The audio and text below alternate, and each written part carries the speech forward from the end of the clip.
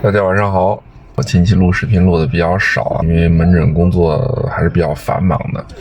从现在门诊情况来看，我们现在这种慢性咳嗽也好，慢性的鼻子的问题也好，或者急性的咳嗽也好，或者急性的鼻子的问题也好，那么主要我们其实就分两类，分哪两类呢？第一个就是感染，第二个就是过敏。你比如说我这急性咳嗽啊，我不管你是这个细菌还是病毒感染，是吧？还是支原体感染，还是衣原体感染，那它就是感染。如果你是一个慢性咳嗽，你可能就要考虑你这个百日咳感染，你比如说这个结核感染这一类的。如果我不考虑你是一个感染的情况下，那我就要考虑你是一个慢性气道炎症，而导致慢性气道炎症的大部分就是因为过敏导致的。所以呢，我们在治疗上要么去抗感染治疗，要么就是抗过敏治疗。当然你要明确病因，这是我们西医这方面。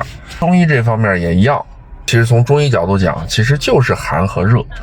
大部分的这种过敏性疾病，那么它都是一个寒性的，我们只能说是大部分，不能说是所有的。为什么？因为我不管你是这个过敏性鼻炎或者过敏性咳嗽，那么它都有一个通病，就是遇冷后加重。那么遇冷以后加重，那你说你是寒还是热？那么这种情况是不是都是以寒为主的？我们的这个热症，那么又大部分都是感染。你比如说我现在是一个风热也好，痰热也好，是不是你离不开金银花、连翘、鱼腥草这一类清热解毒的药物？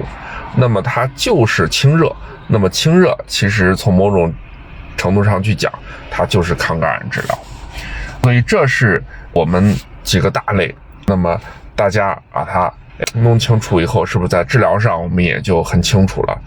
我是寒还是热？我是过敏还是感染？相应的治疗就可以了。父母多学习，孩子少受罪过重。我是刘健叔叔。